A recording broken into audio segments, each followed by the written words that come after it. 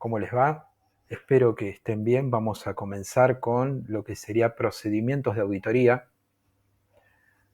Ahora son básicamente aquellas tareas, aquellas actividades que un auditor debe realizar durante su trabajo de auditoría.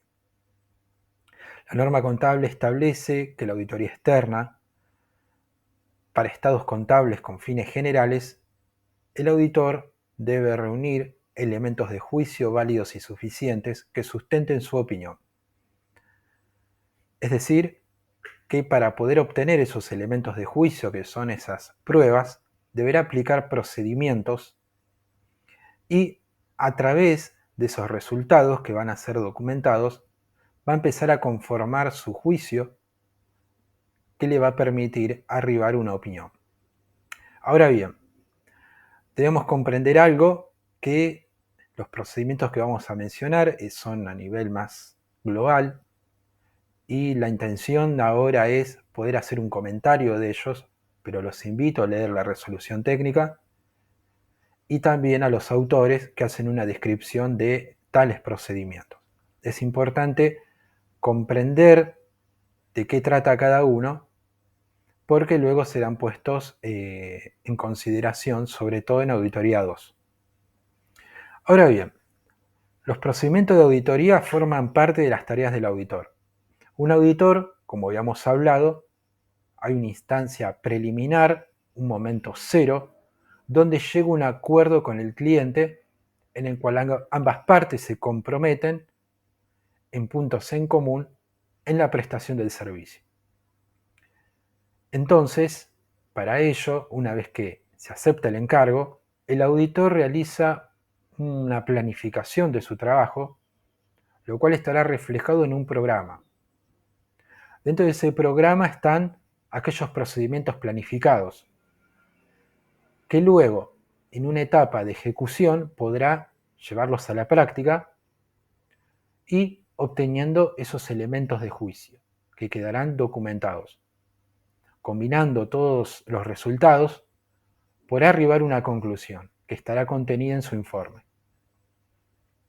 De esa manera se cerraría el ciclo o proceso de auditoría. Ahora bien, estos procedimientos de auditoría entonces le van a permitir al auditor, de manera organizada, poder hacer su trabajo. Hay básicamente una aclaración que vamos a hacer ahora. Como vemos en pantalla, tenemos dos grupos de procedimientos. Van a leer los libros y van a poder encontrarlos. Pero claramente tienen propósitos diferentes. Los procedimientos de evaluación de riesgos es una tarea preliminar previa al propio trabajo de auditoría, que es parte de la planificación, podríamos decir. ¿Por qué? Porque en estos procedimientos no dan evidencia de auditoría, sino lo que hacen es detectar riesgos que generen posibles errores, omisiones o fraudes en las manifestaciones que tienen los estados contables. En cambio, posterior a eso, viene lo que sería la planificación de aquellos procedimientos de auditoría que van a dar respuesta a esa evaluación de riesgos y cuyo propósito es obtener evidencia de auditoría. Entonces, eso diferencia este tipo de procedimiento a los procedimientos de evaluación de riesgo. Los procedimientos de evaluación de riesgo entonces no proporcionan evidencia, elementos de juicios al auditor, sino que es un análisis de riesgos. Y el procedimiento posterior de auditoría sí proveen lo que serían elementos de juicio válidos y suficientes. Suficientes porque el auditor debe obtener evidencia hasta tener una seguridad razonable de que su opinión va a ser correcta y que no va a equivocarse en su construcción del juicio y de la opinión. ¿Sí? Es decir, no se va a equivocar en su opinión. Se afirma que los estados contables están libres en todos sus aspectos significativos de incorrecciones, y que no son generalizados porque no hay incorrección, es una opinión favorable. Entonces va a tener la seguridad de que es así. Entonces deberá obtener pruebas hasta obtener una seguridad de que efectivamente está en lo correcto su opinión.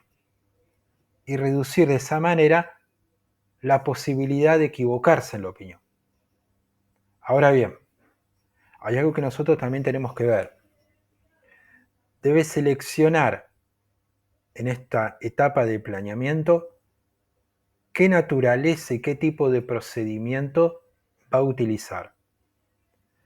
El número de procedimientos y el alcance, la profundidad, el grado de detalle que tendrán, o si serán procedimientos más abarcativos, más globales. O como el número de procedimientos como mencioné. Ahora bien, hay dos tipos de procedimientos para obtener evidencia de auditoría. Tenemos procedimientos de cumplimiento, que son de cumplimiento de controles o procedimientos de control. Y otro grupo, que son los procedimientos sustantivos.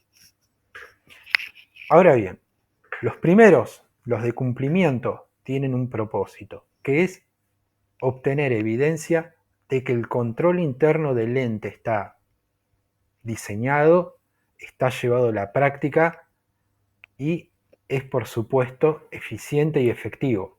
Es decir, que están adecuadamente diseñados, son eficientes y son puestos en práctica. ¿Por quiénes? Por aquellos funcionarios, gerentes, personal del ente que efectúa el control. Estos procedimientos lo que van a hacer es arrojar evidencia si un control funciona o no funciona. Y puede prescindir el auditor de realizarlos en caso de que detecte que el riesgo de que el control no funciona es alto. En cambio, si el sospecha, tiene la intuición, tiene la capacidad de detectar que un sistema de control es efectivo, deberá probar que es efectivo y de esa manera, con esa prueba, respalda lo que ya, según su criterio profesional y la información que analizó, confirma que funcionaba. Ahora tenemos otro grupo de procedimientos que son los sustantivos. Los procedimientos sustantivos lo que hacen es más enfocados hacia lo que sería la registración de la contabilidad, es decir, transacciones y saldos de cuentas. Cuando uno analiza los estados contables, el auditor no examina en sí los rubros patrimoniales o las cuentas de resultado que se manifiestan en nuestra situación patrimonial, en nuestro resultado de flujo efectivo, esta evolución del patrimonio neto, sino que lo que va a enfocarse es en desagregar. Recordemos que los estados contables son información agregada, son información global, son saldos de cuentas, ¿sí? Disponibilidades representa el dinero en efectivo y sus equivalentes con de igual liquidez y similar poder cancelatorio inmediato, pero sabemos que está comprendido por distintas cuentas de caja, como puede ser caja de moneda nacional, extranjera, como puede ser banco de distintos lugares, valores a depositar, pueden haber fondos fijos, etc. Es decir, hay una desagregación de cuentas que se agrupan en lo que sería caja y bancos. Entonces el auditor debe ir desagregando la información para validar esos saldos y, en caso de ser necesario, incrementará el alcance de los procedimientos de auditoría para verificar y validar transacciones, si las registraciones contables son correctas, si las operaciones están adecuadamente registradas, si cuentan con documentación de respaldo, etc. Es decir, de lo mayor, que son los estados contables, va recorriendo todo el proceso hasta lo más detallado. De ser necesario lo hará. dependiendo, obviamente, de cada empresa, de cada cliente y de los riesgos que tenga esa empresa. Luego analizaremos los tipos de riesgo. Hoy vamos a ver un pantallazo de los procedimientos. Ahora bien, podemos entonces comprender que los procedimientos sustantivos son prescindibles. De alguna manera u otra, siempre algún procedimiento sustantivo debe realizarse, pero no pueden estar ausentes. Eso es lo que van a poder ver en otras palabras los autores cuando hacen una descripción de los procedimientos. Ahora bien, nosotros tenemos algo importante que analizar, que en los procedimientos hay como distintas modalidades. Podemos encontrar qué tarea, qué puede hacer un auditor. Recordemos, los propietarios, la administración del ente ya tiene conocimiento de las actividades que un auditor puede realizar, no solo sobre los estados contables, sino hacer otro tipo de análisis, otro tipo de verificaciones. Por eso no pensemos que solamente en una auditoría tiene en sus manos el balance, sino puede acceder a libros, puede acceder a muchos otros elementos. Por ejemplo, una modalidad de inspección. ¿Inspección de qué? La inspección de balance, la inspección de libros contables, la inspección de registros contables, puede revisar documentación de respaldo, puede cotejar los documentos de respaldo con los registros contables, puede revisar si la documentación está apropiadamente registrada, documentos, por ejemplo, de facturas, remitos, recibos, órdenes de pago, están registradas correctamente en el ejercicio económico que se está auditando, puede verificar todo este tipo de cosas, es decir, puede revisar documentos, puede leer actas de asamblea, decisiones de asamblea, puede acceder a revisar documentación legal, referida, por ejemplo, a juicios que tienen contra y que hay documentos legales, por ejemplo, el ente tiene una demanda en su contra, puede acceder si el ente así lo permite.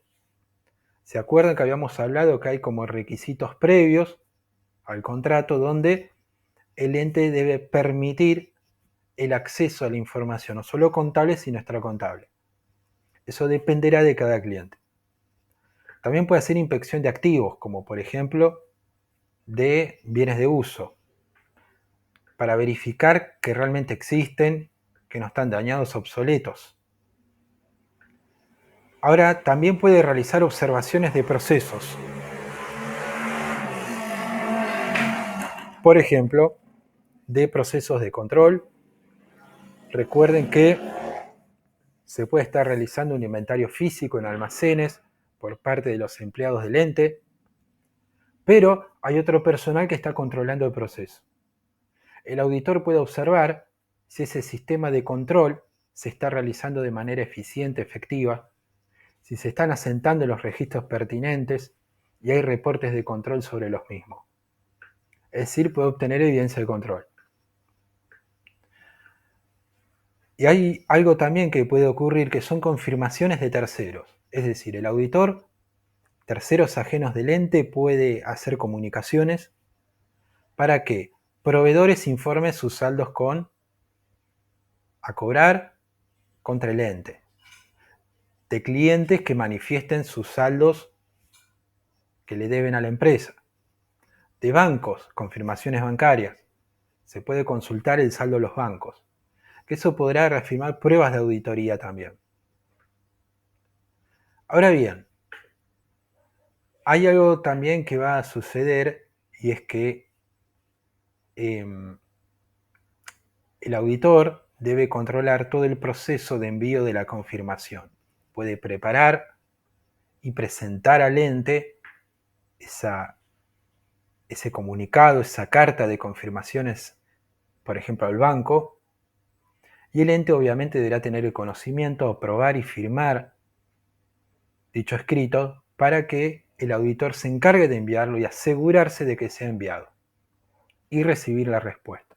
Hay distintas técnicas de confirmaciones de terceros que luego las vamos a analizar en profundidad, pero los invito a entrar en detalle para ver qué modalidades puede haber. Pero sí es suficiente saber que estas confirmaciones pueden ser enviadas para obtener evidencia. Incluso, por ejemplo, se puede solicitar información adicional a asesores letrados de la empresa, por ejemplo, para obtener distinto tipo de información sobre aspectos legales o litigiosos que pueda tener el ente. También hay algo que sucede y es que un auditor también puede hacer comprobaciones matemáticas, aritméticas. Por ejemplo, ver el cálculo de la previsión de deudores incobrables, así como de las previsiones del pasivo, qué bases y fundamentos se utilizaron para su cuantificación, el cálculo de intereses, devengados, tanto y resultados financieros y por tenencia están ahí adentro, de ese rubro, lo que sería todo el cálculo de los intereses ya devengados que van a ser a pagar o a cobrar, así como también una revisión de los tipos de cambio utilizados, etc. Es decir, un auditor puede comprobar matemáticamente si están bien realizados los cálculos y arribar y comparar con lo contabilizado. Esto de comparar con la contabilidad es algo que en todo procedimiento prácticamente va a suceder. Un auditor permanentemente está comparando lo registrado en la contabilidad versus el resultado de su prueba, de su procedimiento. Ninguna prueba, o podríamos pensar que no siempre las pruebas dan satisfacción al auditor. Es decir, puede que, por ejemplo, realice una confirmación a terceros sobre un saldo, ¿sí? Por ejemplo, el banco, pero sea distinto al saldo contable, porque el saldo es el banco, en la contabilidad está cero, pero el banco informó que hay 1.000.000 de pesos. Entonces, siempre va a comparar lo que está en la contabilidad con el resultado de su procedimiento. Tal vez, una vez hecha la confirmación, deberá averiguar por qué hay un saldo cero en la cuenta bancos. Entonces podrá hacer indagaciones al responsable de finanzas o a la persona que está autorizada en el manejo de las cuentas bancarias, apoderados, firmantes, por ejemplo. Indagación es otro tipo de modalidad de procedimiento y se puede hacer entrevistas, preguntas, cuestionarios, aquellas personas en las cuales el ente ha permitido el acceso irrestricto del auditor para poder realizar las preguntas. Y podrá obtener información que puede confirmar lo que el banco le informa o puede haber algún tipo de explicación que el ente dará y evaluará el auditor si se trata de una incorrección y en tal caso tomar una decisión al respecto. Obviamente deberá el ente, lo ideal sería, si el banco tiene razón, ajustar, porque tal vez se debe a una omisión, ¿sí? A un error contable que puede ocurrir. Entonces vemos que se pueden combinar los procedimientos para que el auditor obtenga esa confirmación. También puede hacer un reproceso de transacciones, es decir, el auditor puede simular una transacción a través del sistema para verificar, por ejemplo, si los controles clave funcionan. Puede incluir tratar de introducir al sistema, por ejemplo, una factura que no tiene número de CAI. Si el sistema acepta la factura, evidentemente el sistema de control falla. Para hacer estos tipos de pruebas puede tomar muestreos para verificar si la muestra arroja un resultado negativo de que el sistema de control falla, bueno, entenderá que el resto del universo puede repetirse estadísticamente el mismo error y llegar a la conclusión de que el sistema de control falla y que han pasado incorrecciones al sistema contable. Este reprocesar la transacción, es algo que el auditor podría llegar a hacer. También hay procedimientos más analíticos, pero antes que esto voy a mencionar algo, que entre las tareas que el auditor puede hacer hay pruebas globales de razonabilidad, es decir, validar si los saldos son válidos o no. No va a pensar tanto en las transacciones, pero en detalle de las transacciones, pero sí en el saldo, tratando de reconstruir el mismo auditor un saldo de bancos o de caja o de ventas o de compras, por ejemplo de proveedores, eso quise decir, y compararlo con los saldos de la contabilidad, verificar si hay diferencias. Si hay diferencias, buscar una explicación, corroborarlo con otro tipo de procedimientos y detectar si se trata de una incorrección. Es decir, acá hay un trabajo sistemático, hay un trabajo donde debe ir prestando atención a esta situación. Pero también puede hacer otro tipo de pruebas analíticas,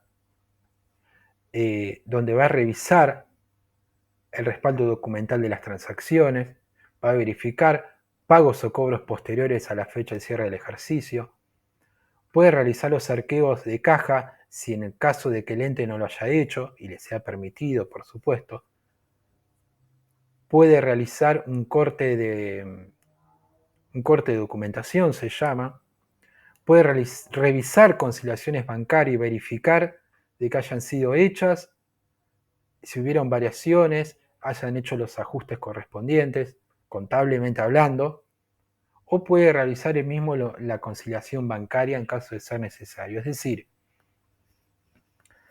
el auditor puede, en función del tipo de cliente, del tipo de empresa que está auditando, empezar a trabajar en función de los riesgos de auditoría con distintos procedimientos.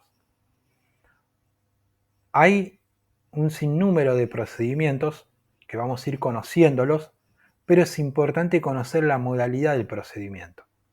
¿Y a qué apunta? Si se trata de un procedimiento que va a obtener evidencia, prueba de que los controles funcionan, o obtener evidencia de que la registración contable, las transacciones, los saldos contables son correctos. Y a partir de ahí pasar a describir cada caso, es decir, cuando se le pregunte sobre los procedimientos de control, los procedimientos deberán estar enfocados hacia los controles. Por ejemplo, a través de las indagaciones, ¿sí? Verificar, y de la inspección de documentación, verificar si la gerencia o la autoridad de control revisó, autorizó las conciliaciones bancarias. Deberá obtener algún tipo de reporte del sistema de control u observar, inspeccionar, indagar, preguntar, hasta tener la seguridad de que ello haya ocurrido. Si tiene esa prueba, no se preocupa por el saldo de bancos. Di un ejemplo de un procedimiento de control, ¿sí? En caso de que no se ha hecho un arqueo de caja, por ejemplo, un control clave que directamente no se hizo. Ahora bien, deberá realizar el propio auditor un arqueo porque necesita evidencia. Siempre analizando caso por caso. En cambio, cuando hablemos o se le pregunte sobre pruebas sustantivas, deberá saber de qué se trata. Por ejemplo, el propio arqueo de caja es una prueba de control, pero también puede ser una prueba sustantiva en su caso, si debe validar esos saldos y registros. Ahora bien, las confirmaciones suelen ser pruebas sustantivas porque ayudan a confirmar saldos. Y hay algo que sí voy a destacar ahora para ir cerrando el tema, de lo que estábamos hablando recién, y es que